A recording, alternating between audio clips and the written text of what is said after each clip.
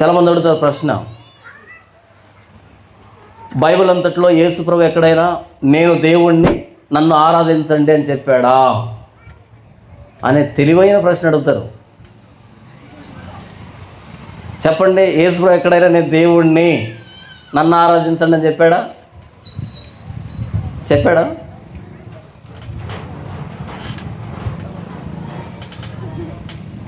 ఒకవేళ యేసు ప్రభు నేను దేవుణ్ణి అని చెప్పాడు అనుకో, మనం అనుమానించాలి, ఏంటి నేను ఎలా చెప్తున్నానని. దేవుడు ఎప్పుడు నేను దేవుణ్ణి అని చెప్పాల్సిన అవసరం లే.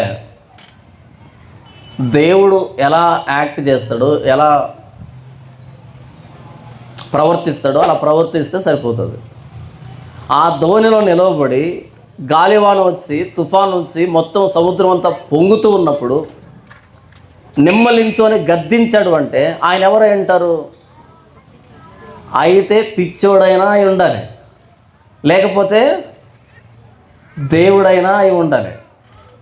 పిచ్చోడు లేచి గద్దించాడు అనుకో, నిమ్మలిస్తుందా? నిమ్మలించదు. లేదు ఈయన గద్దించగానే నిమ్మలించింది అనుకో, ఆయన ఎవరై అంటారు? సముద్రం మీద అధికారం కలిగిన దేవుడు, వాతావరణం మీద అధికారం కలిగినటువంటి దేవుడు. మళ్ళీ ప్రత్యేకంగా చెప్పాలన్నా, నేను దేవుణ్ణి నన్ను ఆరాధించండి. అక్కడ వాళ్ళు భయపడేనుందా? అది ఆరాధన. ఆరాధన అంటే దేవుడు ఏం చేస్తున్నాడో దానికి రెస్పాండ్ అవ్వడం, స్పందించడం, దాన్ని ఆరాధన అంటారు.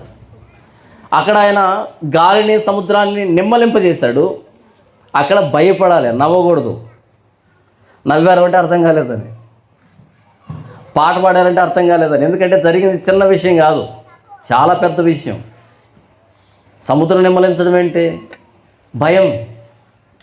దేవుడు ఏం చేశాడో దానికి సరిగ్గా స్పందించేదాన్ని ఆరాధన అంటాం.